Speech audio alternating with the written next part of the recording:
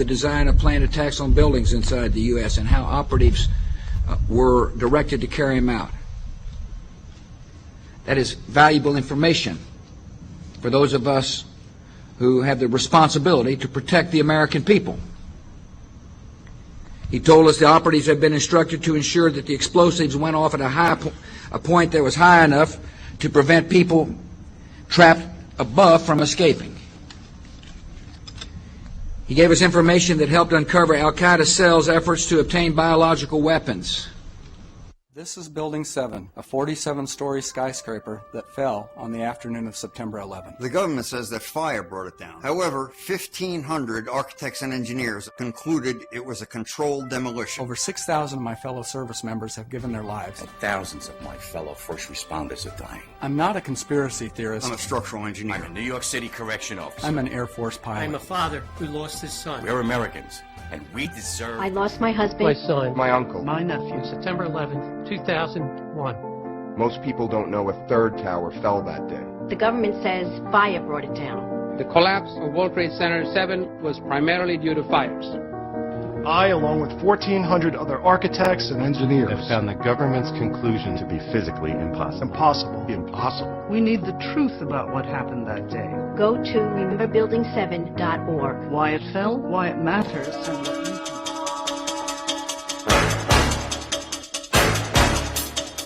Engineering of human, animal, and plant life. They are also developing chemical, bacteriological, and psychological weaponry, as well as tectonic and climate weaponry. How does the Committee of 300 justify their monstrous acts of evil? Their common philosophy is that the end justifies the means, no matter how diabolical. That end is to fulfill their biblical covenant using apocalyptic weaponry for an eternal throne and one world empire. Was the timely earthquake in Iran triggered by natural causes or by man-made causes? In the late 1800s, Serbian-American inventor Nikola Tesla developed tectonic weaponry capable of triggering earthquakes. He claimed the technology could split the earth in half with the press of a button. Tesla sold the patents for his earthquake technology to U.S. weapons manufacturer Westinghouse in 1885. Today, the U.S. military controls and uses the technology at their high-frequency active auroral research project called HAARP, located at Gakona, Alaska. In his book, Angels Don't Play This HAARP, Dr. Nick Begich claims the U.S. military has developed tectonic and climate weaponry that can trigger earthquakes, manipulate weather systems, and cause floods, droughts, and hurricanes that threaten the economies of other nations. HAARP's vast installations of antenna towers zap the sky's protective ionosphere with an electromagnetic beam, creating extremely low-frequency radio waves called ELF waves. These ELF waves bounce back to Earth as plasma balls. This tectonic weaponry can be more lethal than any of America's most powerful nuclear weapons. Only one nation in the world has been insane enough to drop atomic weapons of mass destruction on the innocent populations of 2 large Japanese cities, chemical weapons of mass destruction on innocent civilians in Vietnam, and depleted radioactive uranium weapons of mass destruction on the people of Iraq.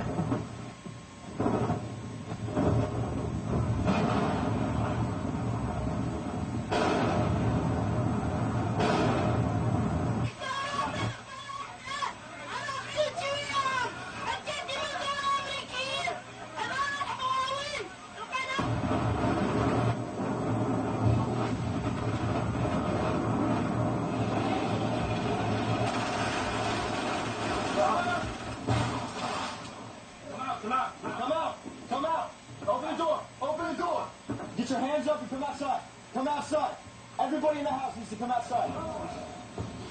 Out here in the yard, out here in the yard. Keep going, keep going, keep going. Keep going. No one there. No one in that one. Yes, sir. Yeah, clear the house now. Let's swing on down straight. Keep going.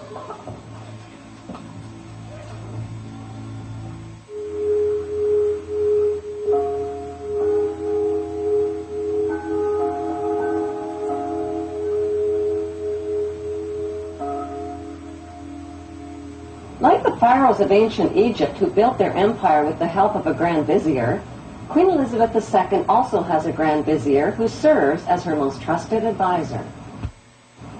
His name is Lord Evelyn Rothschild, and he is the second wealthiest and most powerful person on earth. He is also Lord of the world's financial capital, the city-state of London. Lord Rothschild and his ring of power hide their identities behind 13 city council members who stand in as their representatives.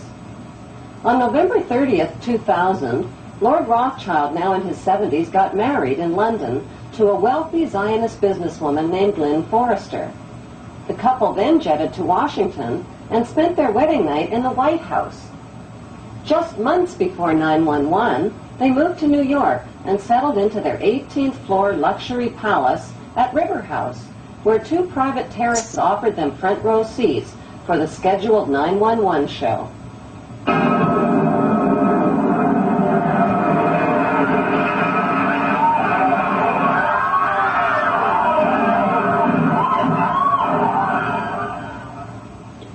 Just how rich and powerful is Lord Evelyn Rothschild? Historically, the Rothschild family wealth was hidden in underground vaults. The Rothschild secret financial records were never audited and never accounted for. Their family commissioned biographies give the illusion that their family fortune has dwindled, but researchers estimate their wealth at close to $500 trillion, more than half the wealth of the entire world.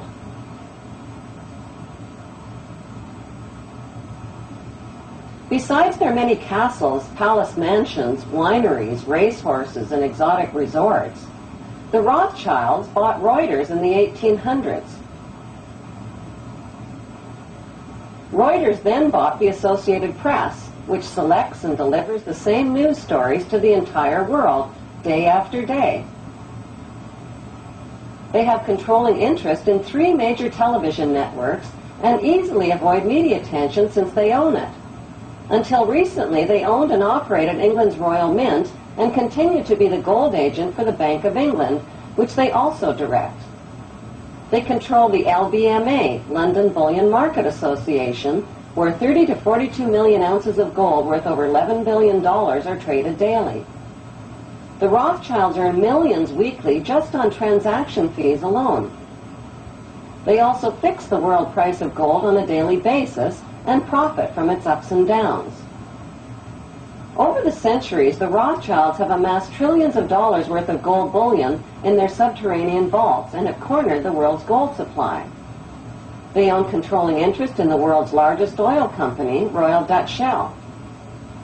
They operate phony charities and offshore banking services where the wealth of the black nobility and the Vatican is hidden in secret accounts at Rothschild Swiss banks, trusts, and holding companies. Although Evelyn Rothschild looks like a harmless gray-haired old man, make no mistake about it, Rothschild and his ancestors have handpicked presidents, crashed stock markets, bankrupted nations, orchestrated wars, and sponsored the mass murder and impoverishment of millions. The wealth hoarded by this one family alone could feed, clothe, and shelter every human being on earth.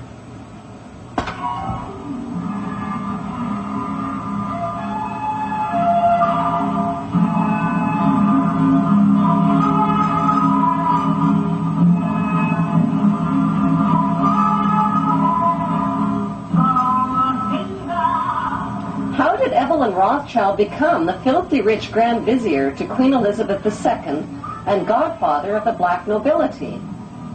By birth, Evelyn Rothschild is the great-great-great-grandson of Mayer Rothschild and is passing the godfathership down to David de Rothschild.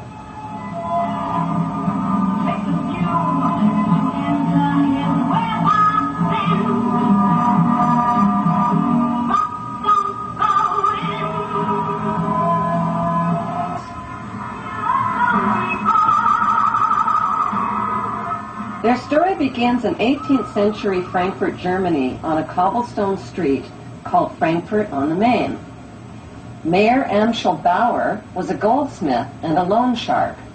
He hung a red hexagram shield over his doorway and changed his name from Bauer to Rothschild, which means red shield in German. The red hexagram shield was the symbol for the world revolutionary movement. Family biographers described Mayor Rothschild as a poor man who lived with his family above his goldsmith shop and sold rare coins to royal customers. Contrary to appearances, Mayor stashed a big supply of gold, precious coins, and jewels in special hiding places inside his house.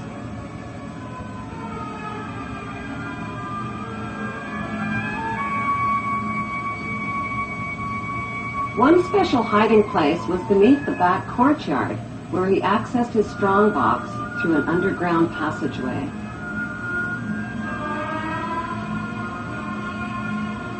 Mayor taught his 5 sons the tricks of the trade. To them, he wasn't just their father, he was their lord and master. To them, he was Lord Mayor. In 1773, Mayor Rothschild invited 12 wealthy, revolutionary-minded men to his goldsmith shop. Together, they formulated a plan to seize control of the world's wealth.